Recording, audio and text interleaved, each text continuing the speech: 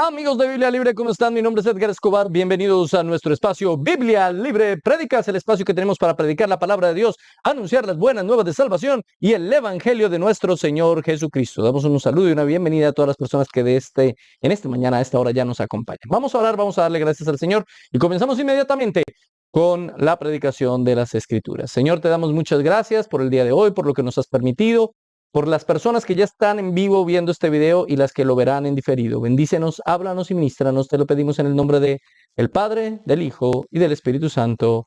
Amén y amén. Gracias, Señor. Muy bien, mis amados hermanos, damos gracias a Dios y en el día de hoy tenemos un mensaje espectacular.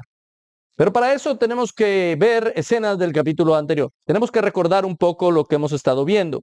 Vimos y hablamos en el último mensaje sobre Apocalipsis capítulo 13 y examinamos en primer lugar la bestia del mar. Y en medio de la exégesis que hicimos del texto, determinamos que la bestia del mar inevitablemente es un poder político, es un poder administrativo. Y nos está hablando aquí evidentemente de un anticristo. Vimos también cómo el anticristo no es solamente una figura política a futuro, sino que han habido muchos anticristos a lo largo de la historia, pero no es solamente un grupo de personas anticristianas, sino además de eso es evidentemente un espíritu anticristiano. Por eso la Biblia nos habla del espíritu del anticristo.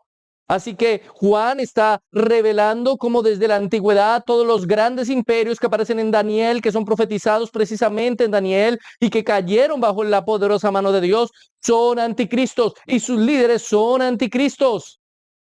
De la misma manera, Juan lo que nos quiere exponer en Apocalipsis capítulo 13 es que de aquí en adelante van a haber muchos nuevos gobiernos, nuevas instancias de poder político administrativo que también evidentemente se van a identificar como anticristianos. Y es lo que hemos visto durante toda la historia. Lo vieron los primeros cristianos con Nerón, con Domiciano, más adelante con otros emperadores como Calígula.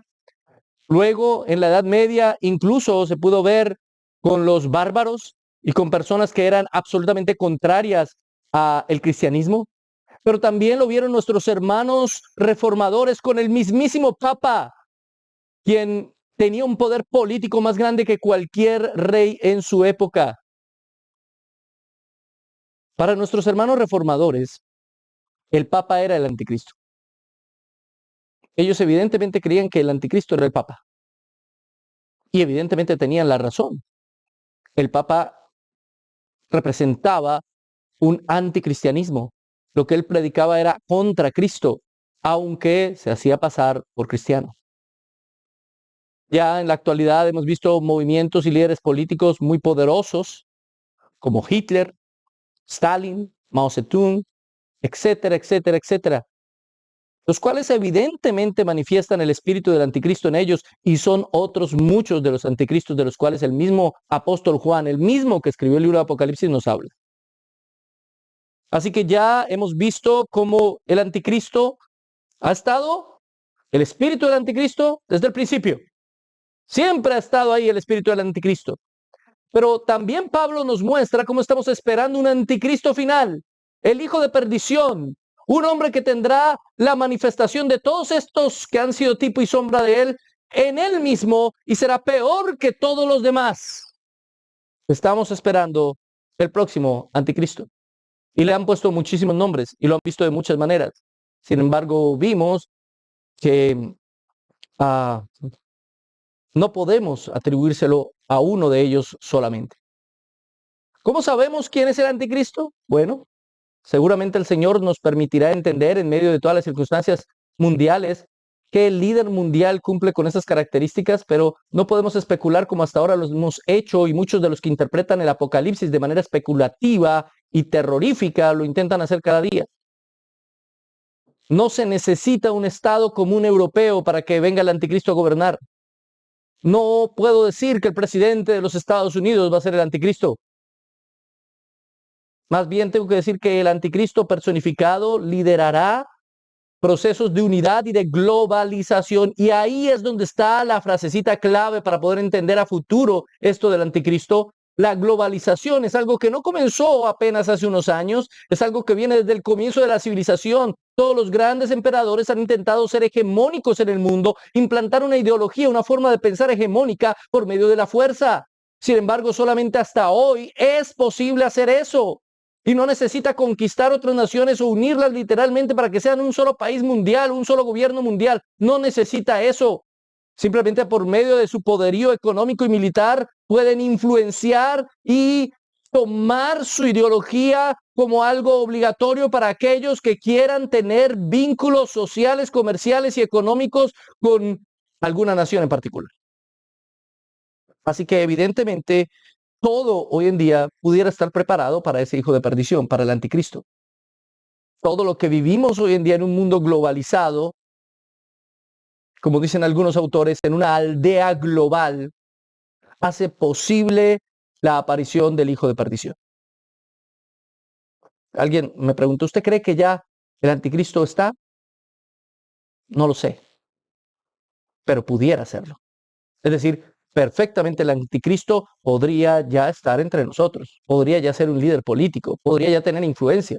Perfectamente, porque todas las condiciones políticas y sociales se están dando. Ahora, no me voy a poner a especular a decir, ¿es este o es aquel?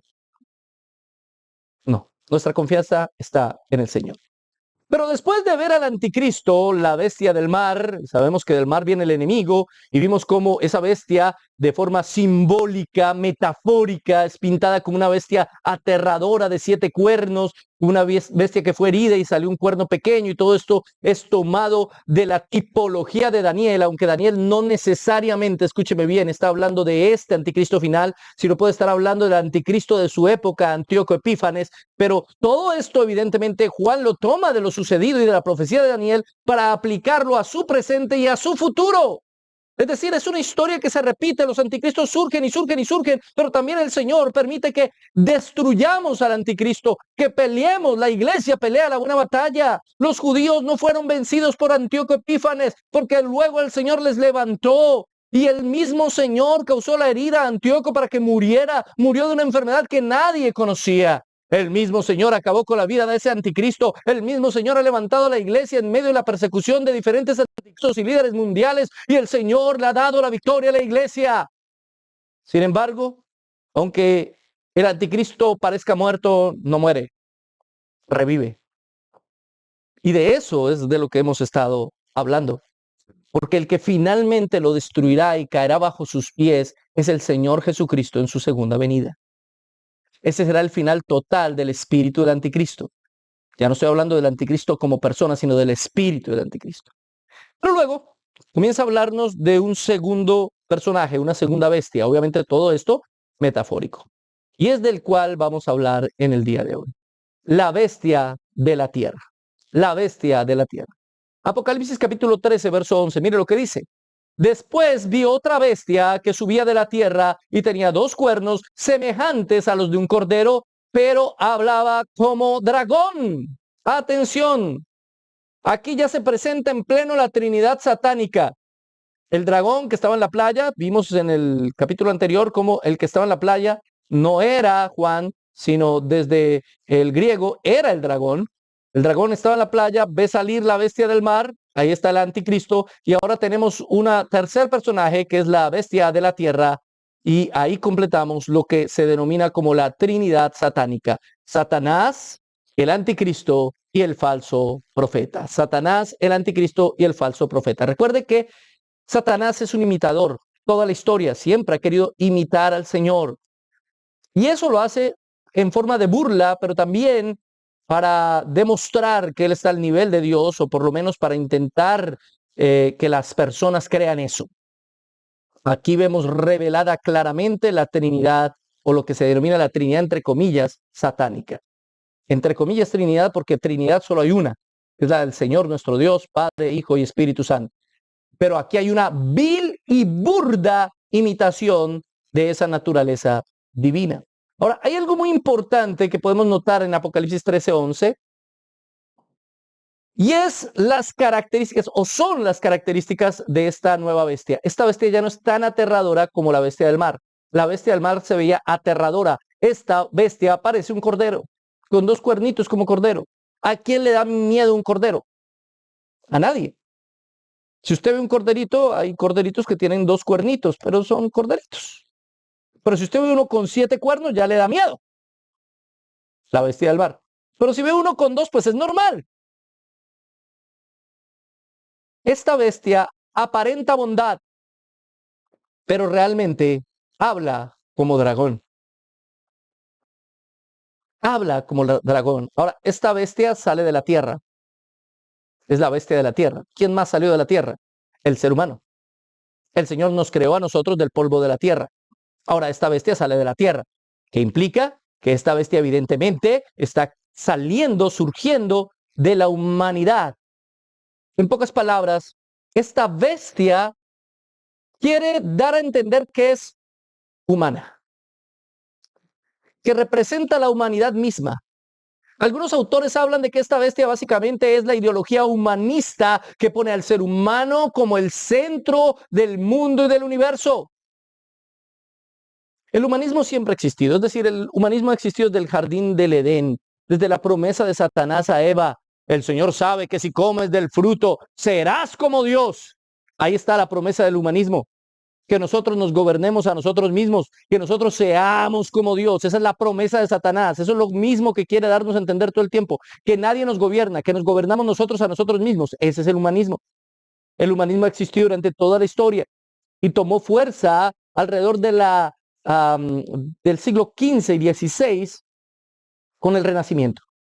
¿Qué fue lo que renació en el Renacimiento? El humanismo griego, que ya había existido antes, pero que renace ahora durante la Edad Media de una forma equivocada, no correcta. Supuestamente Dios era el centro del pensamiento, pero no es así. El centro del pensamiento en la Edad Media fue la religión, no Dios, que es muy diferente. Y ahora dicen, no, ya la religión no, el centro de nuestro pensamiento debe ser el hombre mismo. Y entonces el pensamiento del ser humano comienza a girar alrededor de sí mismo.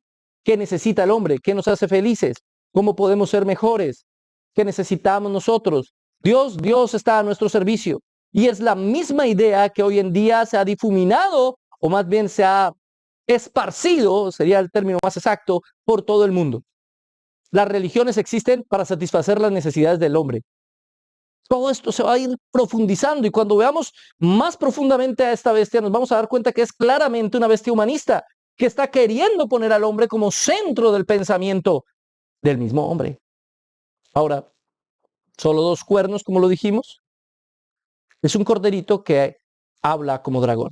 Es un corderito, parece tierno, parece bueno, pero sus palabras son de Satanás. El dragón es Satanás. Estamos viendo aquí al más peligroso de todos, a la bestia de la tierra. ¿Y por qué es tan peligroso? Porque parece bueno, porque parece tierno, porque parece que es el cordero. Usted sabe que el cordero representa a Jesucristo. Parece cordero, pero no es el cordero. Es el dragón, es Satanás. Así han habido muchos líderes en la historia, y básicamente estoy hablando de líderes religiosos que aparentan piedad en todas las religiones, el Dalai Lama, el Papa. Podría hablar incluso de líderes evangélicos por montones, que aparentan piedad, que aparentan sabiduría, que aparentan bondad, que aparentan ser corderos, que aparentan ser ungidos, pero que realmente su voz es la voz del dragón. Realmente lo que ellos están hablando, lo que ellos están diciendo, viene de Satanás mismo, de los demonios mismos. Así que aquí tenemos que entender que evidentemente la bestia es el falso profeta.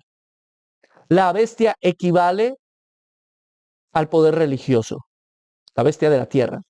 La bestia del mar, obviamente, también tiene poder religioso porque la bestia de la tierra obedece a la bestia del mar. Atención con eso, ¿sí? Y esto es una parodia a la relación que existe entre el Hijo y el Espíritu.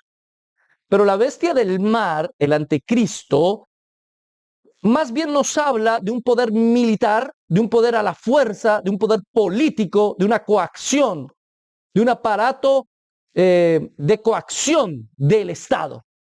Mientras tanto, la bestia de la tierra nos habla de un aparato ideológico, nos habla de una religión, nos habla de una ideología, nos habla de algo que parece bueno, que aparenta ser bueno, que aparenta piedad, que aparenta igualdad, que aparenta tolerancia, Pero al final no es más que una mentira bien disfrazada. ¿Cualquier parecido con muchas ideologías de hoy es pura coincidencia? No lo creo. No lo creo. Les comentaba la clase pasada, no me acuerdo si les comenté o fue una charla privada que tuve, pero la mayoría de los autores, específicamente Althusser, nos habla de que todo Estado, para tener controlada a su gente, utiliza dos aparatos, ¿sí? El aparato, por un lado, el aparato de la fuerza, de la coacción, el aparato militar, el aparato político del Estado, y por otro lado, el aparato ideológico del Estado, representado en las iglesias, las escuelas y la familia.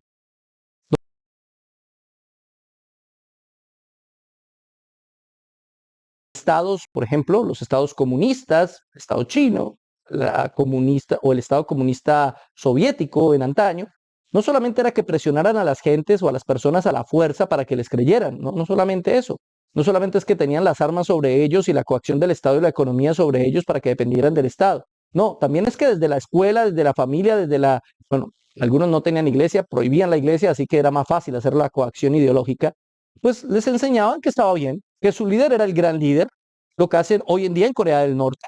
Ese es su gran líder, su líder maravilloso y poderoso, y hay que obedecerlo, y está ahí de una manera milagrosa y mágica, ¿sí? Y la gente desde muy niños son educados a que eso es así. Y como son formados y educados a que eso es así, ellos no controvierten esas ideas porque ya han sido manipulados ideológicamente a creer que eso es así. Eso es lo que llamamos un aparato ideológico. Pues el aparato ideológico de Satanás es el falso profeta. La idea es que usted ni siquiera se dé cuenta que está en una falsa religión. Que usted piense que está en algo correcto. O bueno, que el ser humano, nosotros no, porque nosotros creemos en Cristo y nosotros no podemos ser engañados por el falso profeta, pero sí que la humanidad crea que está por el camino correcto. Que está por el camino correcto. Ahora bien, eso ya lo decía la palabra en Mateo 7:15. Guardaos de los falsos profetas que vienen a vosotros con vestidos de ovejas, pero por dentro son lobos rapaces. Guardaos de los falsos profetas. Guardaos de esos que vienen con vestido de oveja, pero son lobos. Así como hay un espíritu del anticristo y hay muchos anticristos que han venido, así podríamos hablar del espíritu del falso profeta y hay muchos falsos profetas que han venido. Y que aparentan piedad, y que aparentan bondad, y que tú los escuchas y dices, maravilloso, no, qué hombre de Dios. Pero ni siquiera necesita ser religioso. Estamos hablando de ideología. Puede ser una ideología religiosa, puede ser una ideología política, puede ser una ideología filosófica o moral. Los escuchas y dices, wow, ese sabe de lo que está hablando. Por eso es claro que la única manera de conocer a los verdaderos profetas es por el fruto, por la evidencia de su propia vida. La palabra nos invita a eso, por sus frutos los conoceréis. Su fruto es lo que nos evidencia un verdadero profeta. No las palabras lindas, no lo bonito que hable, no lo bien que se exprese, no lo poético que sea, no lo profundo que parezca, no, nada de eso. Su evidencia en su vida, en su ética, en su moral, y esto aplica incluso a los predicadores de todas las denominaciones cristianas. Puede ser católico, puede ser bautista, puede ser reformado, puede ser pentecostal, puede ser carismático, lo mismo, porque puede tener un mensaje muy bonito, muy adornado, que parezca muy sabio, pero tener simplemente la voz del dragón en él, porque su fruto habla otra cosa y sus actos hablan más que sus palabras. Mi hermano querido, hay muchos reformados que no son reformados, son deformados. Muchos reformados ultralegalistas, muchos reformados que se nota no tienen al Señor. Así que esto no se trata de una denominación, esto no se trata de una tendencia teológica en especial del cristianismo, esto va más allá. Se trata de vivir los fundamentos de la fe conforme el Señor nos ha mandado. Así que hay muchos falsos profetas, pero evidentemente aquí nos está hablando de uno especial, el falso profeta. Mateo 24:24 reafirma que ha habido muchos falsos profetas, porque se levantarán falsos, plural, Cristos, o sea, ungidos, y falsos profetas. ¿Se dan cuenta? Que así como han habido muchos falsos anticristos, han habido muchos falsos profetas. Y harán grandes señales y prodigios de tal manera que engañarán, si fuera posible, aún a los escogidos. ¿Qué quiere decir? ¿Que engaña a los escogidos? No, si fuera posible los engañaría. Porque sus señales y sus milagros son tan increíbles que realmente son argumentos muy fuertes como para creer que vienen de Dios. Ahora, este falso profeta de Apocalipsis capítulo 13, esta bestia tiene 2 cuernos. Esos 2 cuernos son una parodia de los 2 testigos. Hay testimonio de sus milagros, de sus señales, de sus prodigios. Hermano, no se deje convencer de cualquier profeta que diga que hizo un milagro. Así usted vea el milagro. Ay, no, pero es que él sí es un hombre de Dios, vea que sanó a una viejita. Ay, es que él sí es un hombre de Dios, vea que sanó a un niño ciego. Ay, es que él sí es un hombre de Dios, vea, yo he visto, vea con estos ojos que han de comerse los gusanos. Yo vi cómo sanó a fulanito o a sultanito. ¿Y qué? ¿Y qué? ¿No dice el mismo libro de Mateo? Señor, en tu nombre echamos fuera demonios, hicimos milagros, señales y prodigios. ¿Y qué le contesta el Señor ahí en el capítulo 7? Nunca os conocí, apartaos de mí, hacedores de maldad. Que una persona haga milagros, señales y prodigios no significa absolutamente nada, mi hermano querido. Es más, cuando esas personas se atribuyen a sí mismos esas señales, esos milagros y esos prodigios, lo que sí nos está demostrando es que es un falso maestro y un falso profeta, porque todo verdadero siervo del Señor sabe que Él no hace el milagro, que Él no hace el prodigio, que no es porque Él tenga algo especial, un don maravilloso que nadie más tiene. No, es por la misericordia de Dios, es por la obra de Dios, es por el poder de Dios que aún le vemos sanar personas y hacer milagros y prodigios maravillosos. Pero no depende de nosotros. No depende de nuestra habilidad, no depende de que nosotros tengamos el don, depende de su misericordia, depende de su gracia, depende de su poder, depende de su perdón. Por eso, mi hermano querido, muchos falsos profetas han habido y habrán, y engañarán a muchos. Así que hay muchos falsos profetas, y todo falso profeta es un preámbulo al gran falso profeta, que algunos piensan es el mismo anticristo al final del día. Algunos creen así, otros no, otros lo ven como 2 figuras diferentes. Pero todos estos falsos sanadores en todas estas iglesias que hacen cultos de sanación, de milagros, de prodigios, de señales, están representando al mismo diablo, hermano. Y las cosas hay que decirlas por su nombre. Yo no puedo maquillar las verdades bíblicas. Yo no puedo pasar esto por alto. Yo tengo que decirlo con absoluta claridad, mi hermano querido. Todos estos que se atribuyen a sí mismos estas obras son falsos profetas y por lo tanto su padre es el diablo. Son hijos del diablo. Así, sin pelos en la lengua, hermanos, se los digo. No es un hermano que está engañadito, no es que si él de pronto no conoce bien la doctrina, es que le falta conocer un poco de Biblia, pero Dios lo usa con poder. No, no, no, no. No es así. Es un hijo del diablo. ¿O es que no vinieron los magos también? Cuando Moisés fue allá, imitaron los milagros que el Señor estaba haciendo por mano de Moisés. ¿Se acuerda usted? ¿Y eso demostró que estaba el poder de Dios con ellos? No, era el poder del diablo, hermano. Es limitado por Dios, claro que sí. Lo que Dios le permite hacer. Y que le permitirá hacer en futuro o a futuro al falso profeta. Son las palabras del dragón, entonces, las que dice, las que pronuncia este falso profeta. Es el sistema religioso el que manipula a este falso profeta. Y Apocalipsis 16:13 nos clarifica que esa bestia es el falso profeta. Y vi salir de la boca del dragón y de la boca de la bestia y de la boca del falso profeta 3 espíritus inmundos a manera de ranas. Ya cuando lleguemos a Apocalipsis 16 analizaremos qué significa eso. Pero lo que les estoy demostrando aquí es que la bestia de la tierra es el falso profeta. Porque aquí nos habla de la primera bestia, la bestia del mar, básicamente después simplemente se le nombrará como la bestia y ya. Está hablando del dragón, que ya sabemos según Apocalipsis capítulo 12, que es Satanás. Y Luego ya no dice la bestia de la tierra, sino le menciona como el falso profeta. Así que evidentemente el falso profeta, lo acabamos de comprobar bíblicamente, es la bestia de la tierra. Esa ideología religiosa humanista. Eso es lo que está predicando, una religión humanista. Toda religión que predique humanismo es la religión del falso profeta.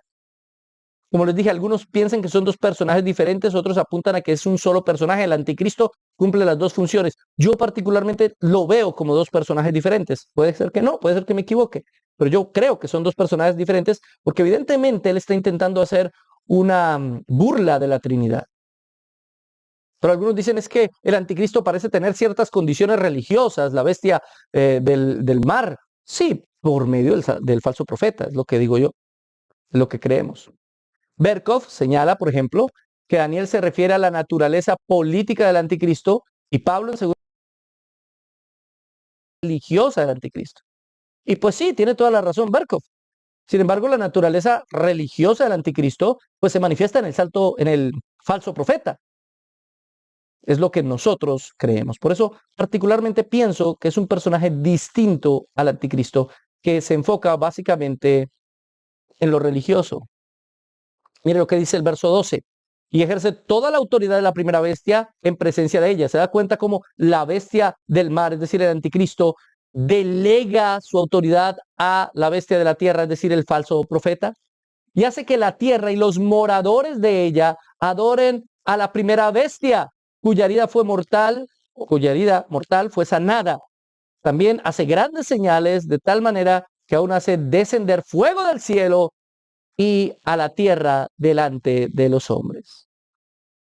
Hace grandes señales, lo mismo, volvemos al mismo punto. No importa cuántas grandes señales haga un supuesto superlíder ungido de hoy en día, no importa.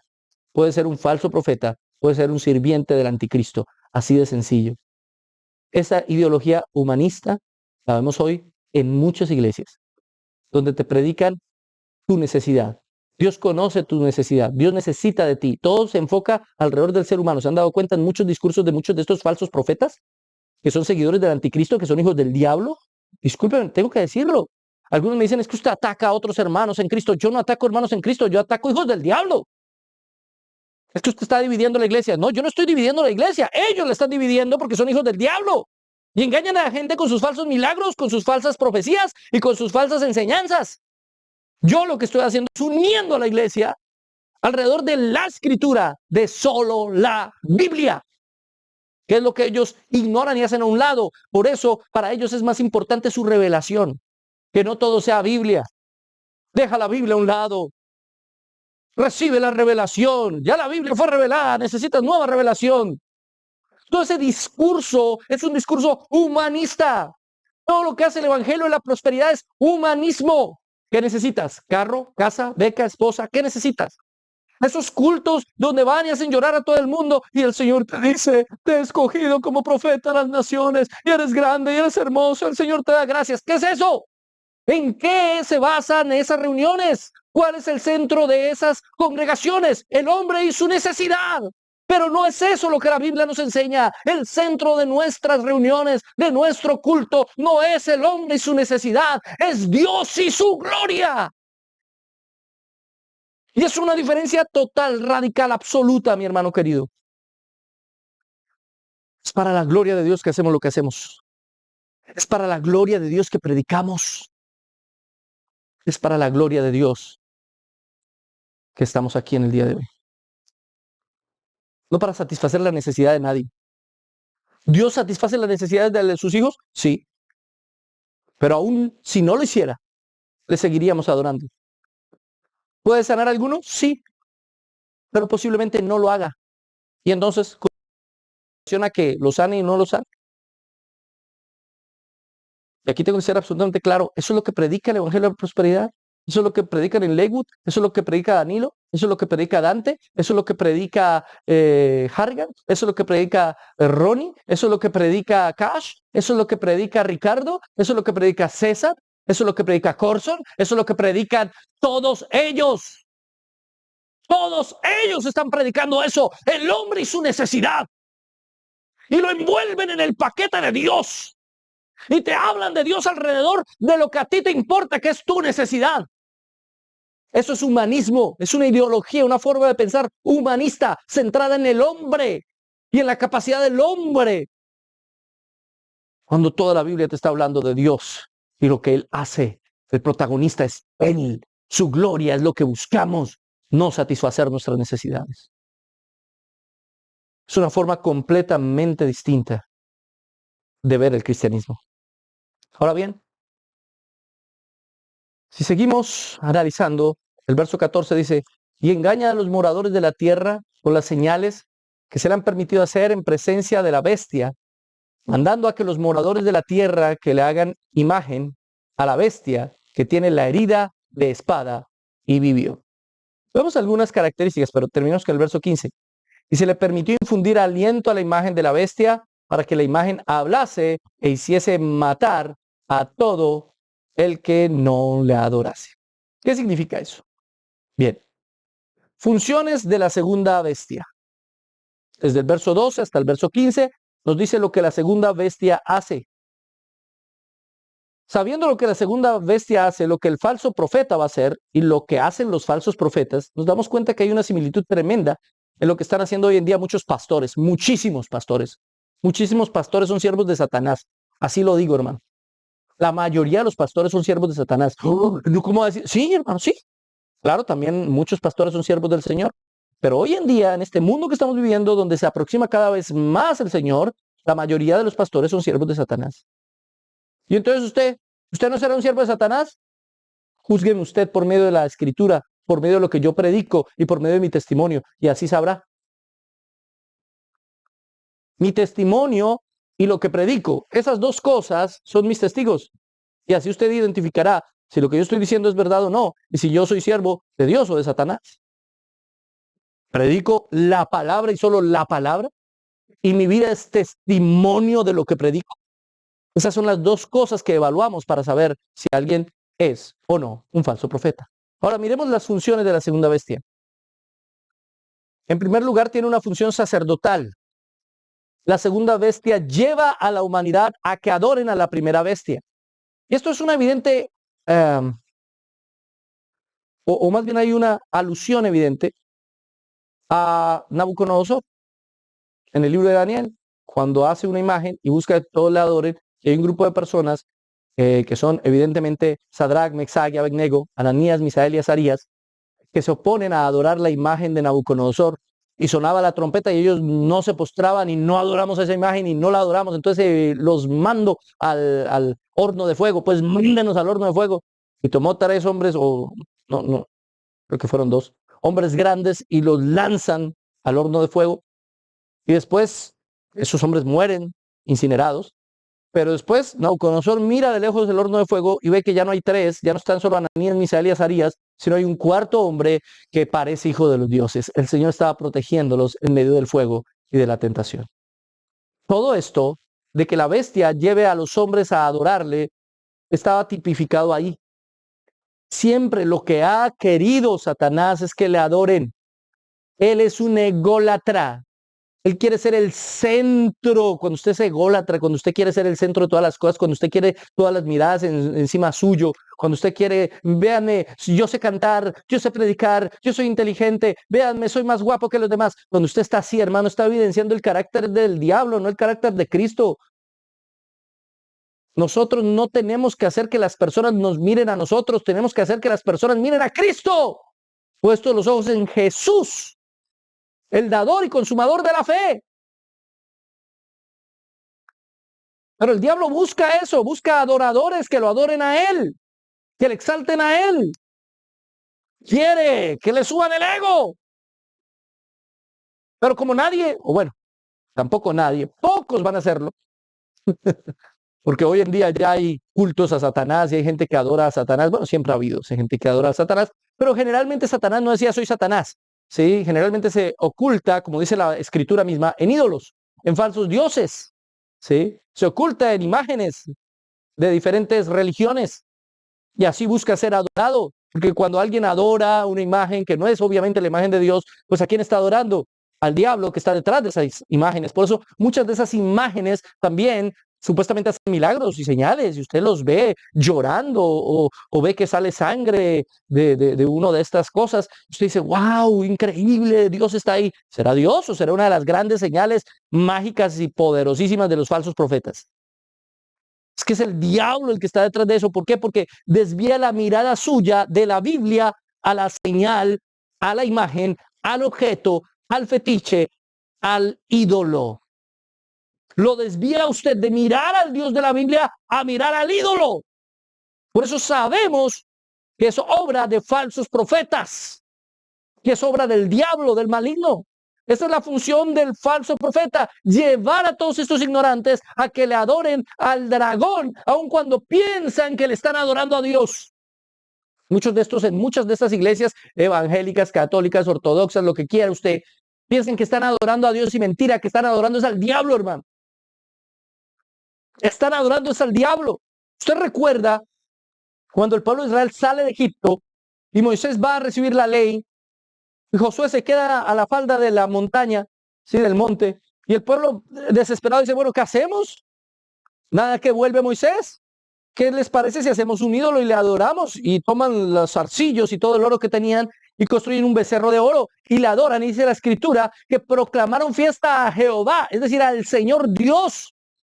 Ellos pensaban que estaban adorando al Dios de los cielos que los sacó de Egipto, pero mentira, porque hicieron un ídolo y detrás de ese ídolo estaba Satanás y por eso Dios se enojó con ellos. Mi hermano querido, es lo mismo que pasa hoy en día con todas estas iglesias, estas religiones. La gente va a esos cultos y piensan que están adorando a Dios, pero mentira, están adorando al diablo. ¿Cómo sé yo que estoy adorando a Dios y no al diablo? Porque su forma de adoración debe someterse a la escritura, porque Él es el que impone las normas de adoración, porque todo debe ir alrededor de Él, su gloria y la palabra. Así sabe que usted está adorando a Dios, porque usted no está adorándolo buscando algo a cambio. Usted está adorándolo porque es digno de ser adorado. Él es digno. Entonces, la primera función del falso profeta es una función sacerdotal, hacer que las personas adoren a la bestia, cosa que está haciendo actualmente. En segunda instancia es hacer grandes señales para engañar, cosa que también está haciendo actualmente. Si ustedes se dan cuenta, así como el contexto para que surja el anticristo está plenamente dado, el contexto para que surja el falso profeta también está plenamente dado. Tal vez ya está entre nosotros. Hacer grandes señales, milagros y prodigios para engañar. ¿Sí? Hizo además que la imagen de la bestia hablara. Hay que entender algo. Juan, cuando escribe esto, lo está escribiendo para toda la iglesia en toda la historia. Eso lo dice desde el principio y ya lo hemos estudiado. Todo el periodo que él narra es el periodo desde la resurrección y ascensión del Señor hasta su regreso. Eso es el Apocalipsis. Así que durante todo este periodo de tiempo, desde que él ascendió a los cielos hasta que él regrese, van a haber muchos anticristos y muchos falsos profetas. ¿Sí? Por lo tanto, muchas de estas cosas ya se vieron y se verán al final mucho más potenciadas, pero volveremos a verlo. Es igual que la tribulación se ha visto durante toda la historia, pero habrá una gran tribulación, la misma tribulación, pero potenciada. Anticristos hemos visto durante toda la historia, pero habrá un final anticristo, el hijo de perdición, el anticristo potenciado. Muchos falsos profetas hemos visto durante toda la historia, pero al final habrá un gran falso profeta, el falso profeta potenciado. Entonces, todo esto ya lo hemos visto, lo estamos viendo y se verá al final. Cuando Juan hace la mención de que hacían hablar a la imagen de la bestia, lo que viene a la mente de los lectores del libro de Apocalipsis es una práctica que se llamaba la teurgia. ¿Qué era la teurgia? Básicamente eran unos sacerdotes idólatras que sabían ventriloquía o ventriloquía, como se dice. ¿Sí? Hacían hablar la imagen. ¿Sí? Yo soy el gran Dios, no sé qué. Y la gente quedaba ¡oh! Con el truco mágico. Eran ventrílocos, tenían trucos y estratagemas para que la gente pensara que esas imágenes hablaban. Así como hay trucos y estratagemas para que la gente piense que esas imágenes lloran. Así como hay trucos y estratagemas para que piensen que viendo el sol vieron a la Virgen. Es lo mismo. Esa teurgia era una práctica común. Ahora, a futuro, ¿de qué está hablando? ¿Cómo es que el falso profeta podrá hacer hablar a la bestia, al anticristo? Bueno, porque el puente para que llegue este líder político, militar y económico será la ideología. Y estoy hablando de una mezcla entre ideología religiosa, ideología filosófica e ideología moral y social. El anticristo aparecerá en medio de un contexto en el que la religión, la filosofía y la ideología se hayan unido. No necesitamos que aparezca una gran religión mundial liderada por el falso profeta. Que todas las iglesias se unan. ¿Saben? No hace falta eso. Porque ¿qué es lo que une a todas estas falsas iglesias? Aunque en sí estén separadas. Una ideología en común. El ecumenismo cumple ese papel. Por eso algunos autores piensan que el ecumenismo es el caldo de cultivo perfecto para que se manifieste el anticristo. Donde está bien, nos respetamos, cada cual piensa diferente, pero somos amiguitos y trabajamos juntos. ¿Y qué es lo que está hoy en día? ¿Cuál es el pensamiento ideológico que está gobernando el ecumenismo?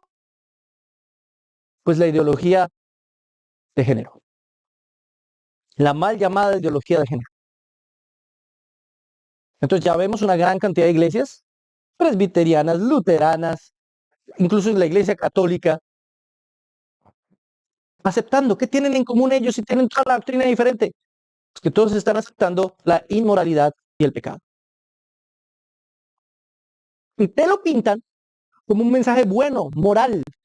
Es un mensaje de tolerancia, es un mensaje de respeto, es un mensaje por respetar la diferencia, es un mensaje inclusivo. Parece corderito, pero habla palabras de dragón. Eso es el falso profeta. Y esos son sus falsos profetas que hoy en día están queriendo manipular la religión, manipular la filosofía, manipular la ideología. Porque es que, mis hermanos queridos, ni siquiera desde la filosofía es posible argumentar de manera lógica lo que esta gente nos vende con su llamada ideología de género. Suena un discurso bonito, suena un discurso bondadoso, suena piadoso, pero no lo es. Es un discurso lleno de veneno en contra de Cristo, a favor del pecado, a favor de la corrupción, en contra de la familia. Destruye la identidad real de cada uno de nosotros que se debe encontrar en Cristo. Destruye los fundamentos de la familia y al destruir la familia, destruye la sociedad entera.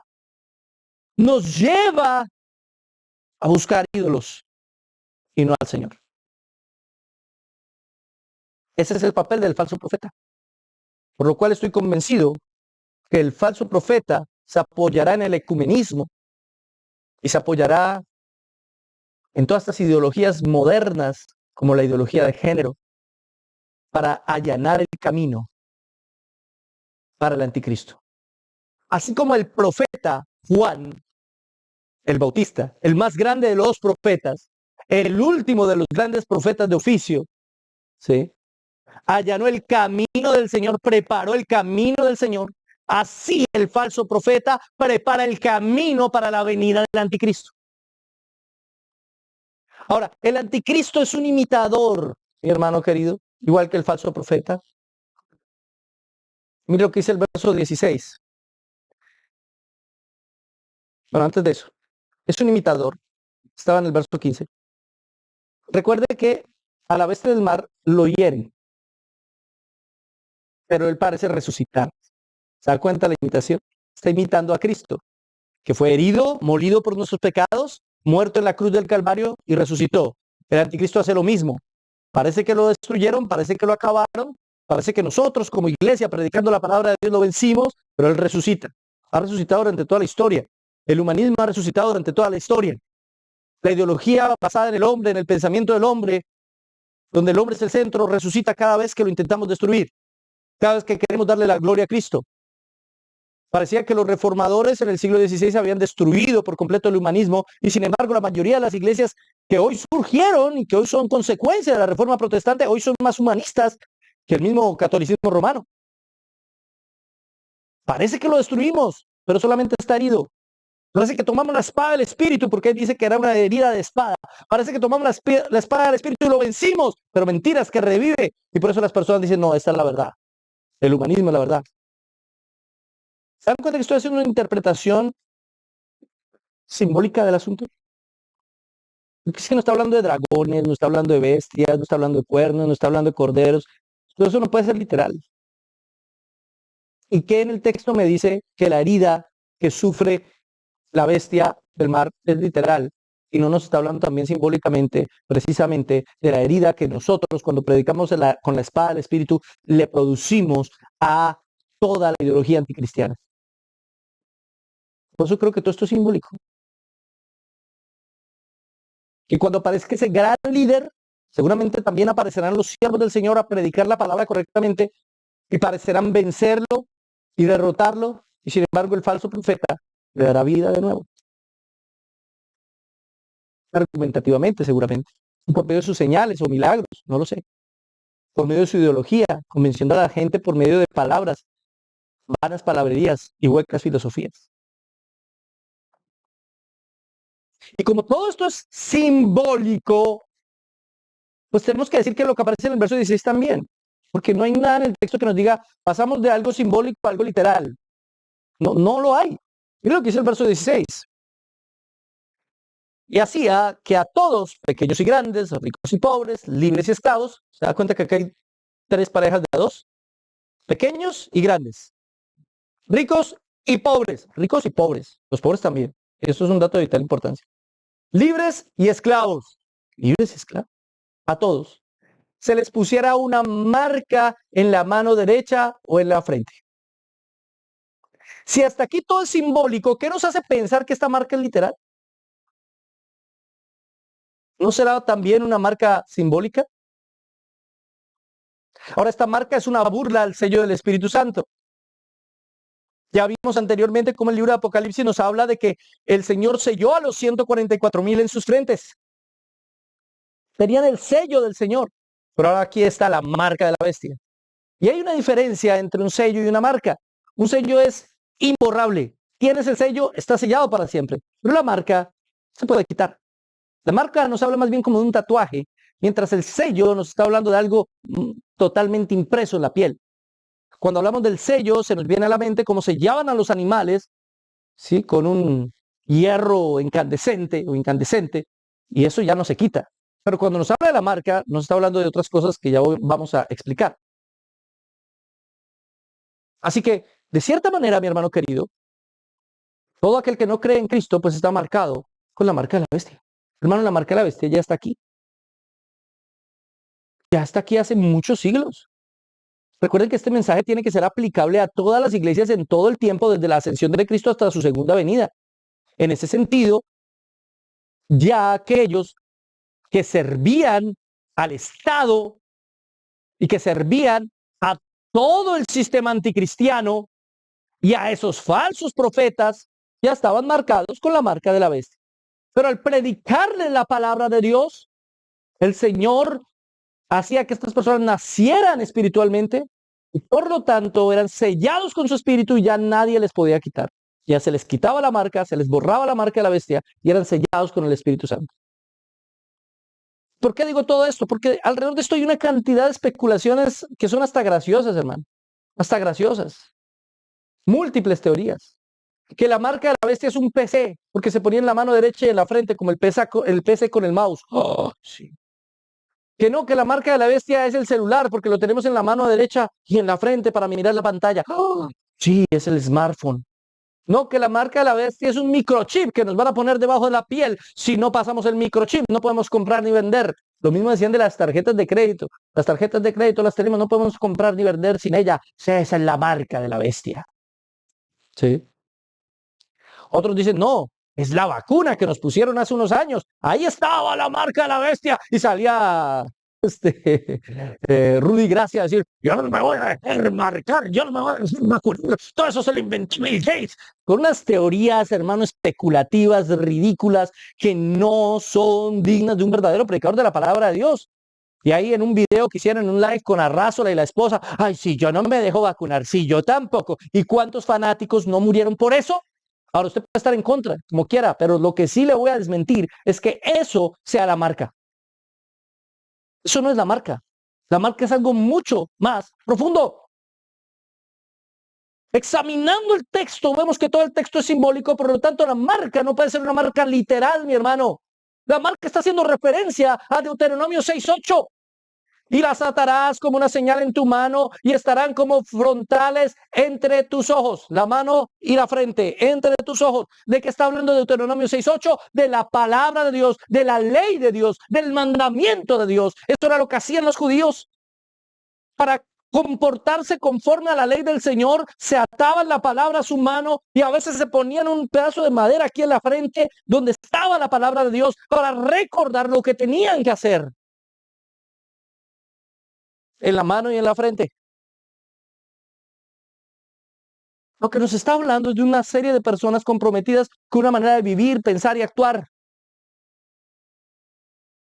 De eso es de lo que nos está hablando. No nos está hablando de una manera física, con un microchip o con una cuestión del celular o el PC o el código de barras. Cada 8 días inventan algo diferente que no, que es que Monster, el símbolo de Monster, ahí está el 666 y una cantidad de cosas absurdas. Nada tiene que ver con eso. Ahora, todo esto también es una parodia de la liberación de Dios de la esclavitud en Egipto. ¿Por qué? Mire, Éxodo 13:16. El Señor dice, te será pues como una señal sobre tu mano y por un memorial delante de tus ojos, por cuanto Jehová nos sacó de Egipto con la mano fuerte. El Señor le deja por señal al pueblo de Israel y le dice, tendrás una señal, como si fuera una señal en tu mano y en tus ojos, de que yo te saqué, de que yo te hice libre. La marca de la bestia es todo lo contrario. Es la señal de que son esclavos de Satanás. La marca de la bestia no es literal. La marca de la bestia es el símbolo de todo aquel que se opone a Cristo, de todo aquel que niega a Cristo. Por eso marcados con la marca de la bestia han estado la mayoría. No decir todos hasta que aceptamos a Cristo. Todos en algún sentido tuvimos la marca. Porque pensábamos conforme al humanismo y actuábamos, o sea, la marca en la frente es lo que piensa, siente y decide. Y la marca en la mano es lo que hace. Pensamos, sentimos y decidimos conforme a este mundo y actuamos conforme al pecado de este mundo. Esa es la marca de la bestia. Esa es la marca del anticristo, conforme al humanismo. Y cuando somos sellados con el Espíritu Santo, ahora pensamos, sentimos y decidimos conforme al Espíritu y actuamos conforme al Espíritu. Eso es lo que quiere parodiar aquí el falso profeta, que es a su vez una parodia del Espíritu Santo. Ahora bien, la marca en griego es charagma, es la palabra para marca. Como le dije anteriormente, no debe ser tomada literalmente, porque debería aplicar desde la época de Juan hasta el fin de los tiempos. Juan está advirtiéndole a las iglesias a las cuales les ha escrito el Apocalipsis que nos dejen marcar. ¿Cómo entonces vamos a ver eso? O vamos a pensar que la marca es la vacuna o es el celular o es el PC. Entonces no aplicaba para lo que Juan les estaba escribiendo. A ellos que les importaba si la marca de la bestia iba a ser el PC. Eso tiene que ser algo aplicable a ellos en su época. Y a todos los cristianos en todas las épocas. Y aún con mayor intensidad antes de la venida de Cristo. Igual que todas las cosas que hemos venido analizando. Ahí es donde todo encaja perfectamente, hermano querido. Por eso decimos que la gente ya tiene la marca de la bestia y ni siquiera lo saben. Ni siquiera lo saben, pero ya tienen la marca. Berkeley da 5 significados a esta marca. En primer lugar, hace la comparación de esa marca de la bestia con el estigma del esclavo. Es decir, esa marca de esa bestia lo que simboliza es que son esclavos de Satanás. En segundo lugar, Berkeley dice, la marca, está mal escrito, del soldado. Los soldados eran marcados con una especie de tatuaje para que todos supieran quién era su capitán. ¿Y eso qué significaba? Que tenían devoción a su capitán, eran devotos a su capitán, morirían por su capitán. Así que la marca de la bestia también, eso es lo que se le viene a la mente a los lectores del Apocalipsis en el primer y segundo siglo. Eso es lo que ellos están pensando cuando leen esto de la marca. Por eso es que Berkeley hace estas aplicaciones. Berkeley habla, la marca legal de los contratos también tiene que ver con eso. Cuando hacían un contrato legal le ponían una marca, un sello. ¿Qué quiere decir? Que era su posesión. Le vendo yo una casa, hacemos un contrato y usted le pone su propia marca. ¿Qué quiere decir? Que le pertenece a usted. ¿Qué quiere decir la marca de la bestia? Que aquellos que piensan, sienten y deciden, además de que actúan conforme al diablo, son esclavos del diablo, tienen su devoción y su fidelidad a Satanás y son posesión del diablo. Así de sencillo. En cuarto lugar, también está hablando del estampado de las monedas. Esa es otra marca que podría venir a la mente de los lectores del primer siglo al leer esto de la marca de la bestia. La moneda, la economía, estaba marcada generalmente con la imagen del César y con algún escrito ahí que dijera que el César es una especie de Dios. Pero eso no solamente en la época de César, incluso en la época de Antíoco, las monedas eran iguales, estampadas con la imagen de Antíoco. Ese es su Dios, el Dios dinero, el Dios de este mundo. Es que el Dios de este mundo es el dinero, es el capital. El poder en este mundo lo tiene el que tenga el dinero. Por eso esta marca tiene que ver con comprar y vender, y ya lo vamos a ver más adelante. Todo aquel que tenga en su mente solamente ganar dinero, el capitalismo, el dinero en sí mismo no es malo ni bueno, el dinero en sí mismo no tiene una naturaleza, pero las personas cuando ponen al dinero como su Dios están diciendo, yo pertenezco al dinero, me someto al dinero y por lo tanto el diablo usa el dinero como un ídolo. Hay gente que su ídolo es el dinero. Si tengo dinero, puedo hacer lo que sea. Lo ven como un Dios y no lo saben, no lo están diciendo, no están diciendo el dinero es mi Dios, el dólar es mi Dios. No, pero en la práctica así lo ejecutan. Están viendo el dinero como una deidad. Y finalmente, Berkeley habla del incienso al César, la adoración. Cuando ellos rendían adoración al César, colocaban un incienso en una figura, una imagen del César, les ponían con ese incienso, con lo que quedaba ahí, la ceniza, les ponían una marca, podía ser en la frente o en la mano, les ponían una marca y ellos entonces ya los veían y decían, este adoró al César.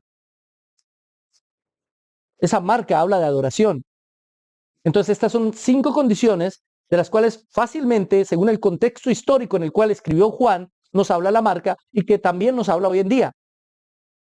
Todo aquel que es esclavo del pecado está marcado. Todo aquel que ama más este mundo que su propia vida, tiene devoción por este mundo, está marcado. Todo aquel que no pertenece a Cristo, pertenece al diablo, está marcado. Todo aquel que adora a Satanás por medio del dinero, está marcado.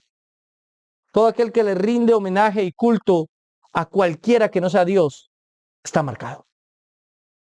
Que no sea el Dios de la Biblia, porque muchos, como ya lo dijimos hace unos minutos, adoran supuestamente a Dios, pero mentira. Están adorando a un Dios que no es el Dios de la Biblia. Eso es lo que significa la marca de la bestia. Ahora mire el verso 17. Y que ninguno pudiese comprar ni vender, sino el que tuviese la marca o el nombre de la bestia o el número de su nombre. Aquí tiene algo muy interesante para ser analizado. Recuerde, el Apocalipsis tiene que aplicarse tanto a la gente del primer siglo como a toda la historia, como hasta nosotros hoy en día. Porque es el mecanismo por el cual ha obrado Dios y ha permitido que Satanás obre. ¿Cuál es el mecanismo que estaba usando Satanás y que siempre ha usado, pero que usará con mayor vehemencia antes de la segunda venida de Cristo? La economía. La economía. Hoy, por medio de las iglesias de la prosperidad, usa la economía para engañar a multitudes que están adorando al diablo en vez de adorar al Señor. Todos los que están allá en las iglesias de la prosperidad, en Lakewood, todos los que están allá en Rey Jesús, todos los que están allá en Casa de Dios. ¿Usted cree que están adorando a Dios? No, están adorando al diablo. Su Dios es el dinero, acabamos de demostrarlo, cómo eso hace parte de la marca de la bestia. En la época de Juan eran los gremios. Según el trabajo que cada persona tenía, pertenecía a un gremio.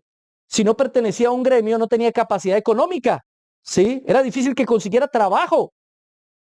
Así que aquí no se trata de un microchip que le leen y si no tiene el microchip no le venden un producto. No, se trata más que eso de la ideología que no permitía que ellos pudieran participar en la economía de su época. Los gremios, al igual que hoy en día, eran muy corruptos, pero peor. Incluso esos gremios tenían perversiones sexuales. Por eso los cristianos se alejaban de los gremios, pero al mismo tiempo, al alejarse de los gremios, les dificultaba muchísimo conseguir trabajo. Muchísimo. Por eso no podían comprar ni vender. Eso era lo que entendía el lector del siglo I y II cuando leía eso de que no podía comprar ni vender si no tenía la marca. Hoy podremos hablar de la ideología hegemónica. Hoy, si tú no piensas como ellos, si tú no estás a favor y aplaudiendo los LGTBIQA+ y todas esas cosas, entonces te cierran puertas económicas, entonces no puedes trabajar, entonces te demandan si tú no haces un pastel para una boda gay, te demandan. Y si yo aquí en YouTube hablo algo en contra de eso, entonces seguramente también me bajen el video. Entonces no puedo comprar ni vender. Entonces se me cierran puertas. Eso es una ideología hegemónica. Eso es, mi hermano. Eso limita la capacidad económica de aquellos que no estamos de acuerdo con la hegemonía ideológica. Por eso esto no se trata de un chip.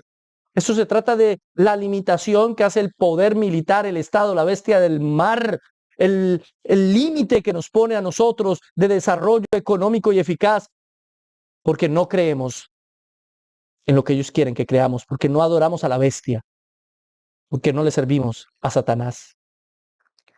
Finalmente el verso 18 dice, aquí hay sabiduría, el que tiene entendimiento, cuente el número de la bestia, pues es número de hombre y su número es 666. El número 666 no es el número del diablo, tampoco es el número del anticristo. No, es el número de hombre. Dice ahí, ya, y lo dice, es un número de hombre, ¿sí? Algunos manuscritos ni siquiera aparece el 666 y son manuscritos muy confiables. Ojo, aparece el 616. No sabemos exactamente si el número es 616 o 666. Yo creo que es 666. Me parece más plausible. ¿Sí? Sin embargo, no hay que descartarlo otro. ¿Por qué creo que es 666?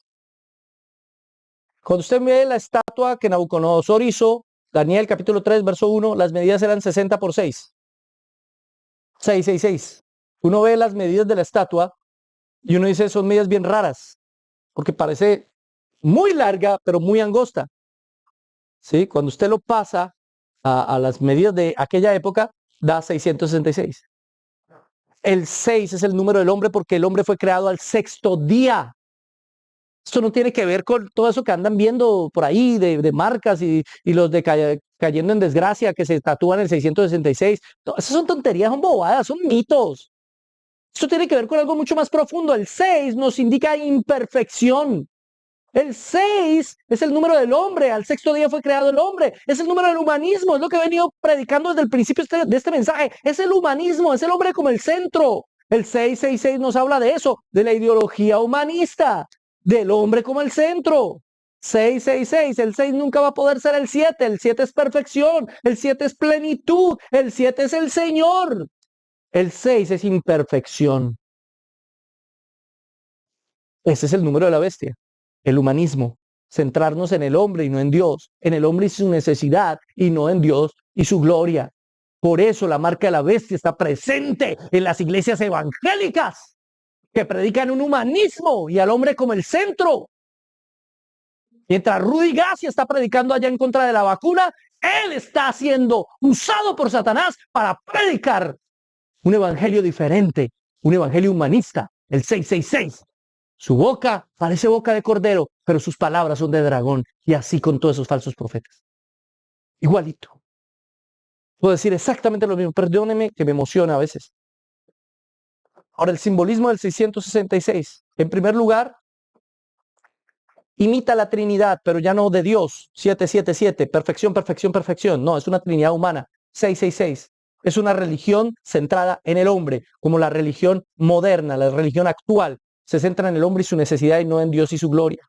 En segunda instancia, en gematría, el 666 podría darnos, gematría es, a ver, les explico, gematría es como una técnica que utilizan algunos judíos, sobre todo en la Cábala, para ponerle a los nombres números, ¿sí? Y al sumar esos números, podemos encontrar el significado. Por ejemplo, si le damos un número al nombre Nerón Caesar, ¿sí? Nos da 666. Si le damos a cada letra un número y sumamos esos números, nos da 666.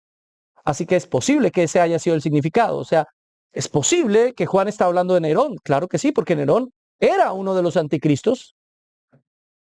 Nerón fue uno de los anticristos. Domiciano también. ¿Sí? Otros dicen 616 cuadra perfectamente en gematría con Nerón César. Sí, también, puede ser. Sí, puede ser, da la misma.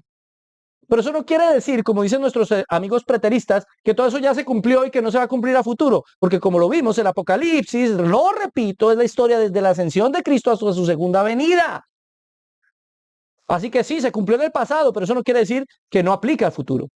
Tampoco quiere decir que en cada nombre de un personaje histórico busquemos el 666, porque hay mucha gente que especula con eso. Ronald Reagan, usted suma los nombres de Ronald Reagan completos y le da 666, ese era el anticristo. No, se murió y no pasó nada. Hitler le rebuscan a ver cómo darle el 666. Napoleón le rebuscan. Hasta Barney el dinosaurio, hermano, le han rebuscado para buscarle el 6666. Eso es una exageración. Es una exageración. Si bien es posible que Juan haya hecho mención a Nerón para que ellos entendieran el significado, en sí el 666 es un símbolo simplemente. Es un símbolo de una ideología plenamente humanista. Eso es lo que quiere decir. Ahora bien, la bestia se menciona 36 veces en el Apocalipsis. 36 veces. 6 por 6. No es casualidad. En Apocalipsis no hay nada casual. Ahora, el nombre de Jesús en gematría, por ejemplo, en griego, le da a usted 888. Si hacemos la gematría en griego, Jesús, nos da 888. 666, número de hombre. 777, la perfección divina. Pero el 888 es como volver a empezar. Se acabó la semana y vuelve y empieza. Un nuevo amanecer, un nuevo despertar, una nueva era. Jesús es un nuevo comienzo. La gematría no es una forma plausible para interpretar la Biblia. No. Yo no puedo hacer interpretaciones bíblicas a punta de gematría. No. Pero es indudable que Juan en el Apocalipsis quiere transmitir un mensaje por medio de los números. No para que interpretemos todo por medio de la gematría. Pero si hay un mensaje en clave por medio de los números, porque si él lo escribía ahí literalmente, pues iba a ser acusado y su carta no iba a poder llegar a ninguna de las iglesias. Él sí quería mandar un mensaje a sus hermanos y por eso lo manda con este tipo de claves, con este juego numérico, para que las personas entiendan sabiamente. Es que de hecho eso es lo que dice el texto. Mire lo que dice el texto. Devolvámonos un poquito. Verso 18 dice, aquí hay sabiduría. El que tiene entendimiento, cuente el número de la bestia. ¿Se dan cuenta de lo que Juan les está diciendo? Le está diciendo, esto no es literal. El que pueda entender esto, cuéntelo. Cuente el número de la bestia. ¿Para qué los manda a contarlo con entendimiento y sabiduría? Porque esto es una clave. Esto es un símbolo. Él quiere mandar un mensaje cifrado, tanto a los cristianos de la primera época como a nosotros. Por eso yo no puedo tomar esto literal, hermano. Para los que andan viendo 666, ven un carro con el 666 en la placa y ya piensan que lo maneja el diablo. No, hermano. Esto no puede ser tomado literal. Esto es el símbolo de la ideología humanista reinante en la religión de los últimos tiempos. Eso es lo que significa toda esa simbología. Y finalmente, para aplicarlo en nosotros hoy en día, tengamos cuidado con los falsos profetas. Tengamos cuidado con los falsos que están haciendo milagros, señales y prodigios. Pero realmente, aunque parecen corderos, su mensaje es el mensaje del dragón, del diablo. La mayoría de estos no son siervos del Señor.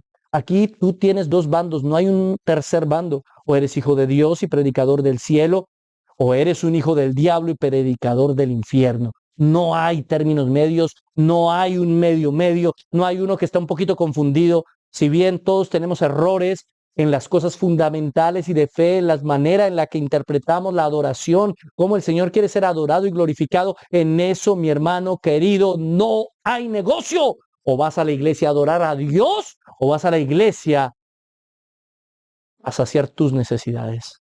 ¿Qué te predican en tu iglesia? ¿Qué te están enseñando en tu iglesia?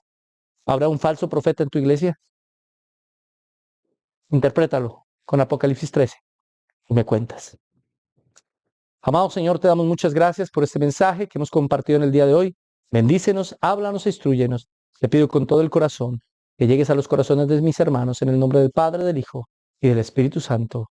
Amén y amén. Dios los bendiga, Dios los guarde. Y hermanos queridos, no se les olvide video martes, viernes y domingo. Y también aquí en Biblia Libre. Gracias.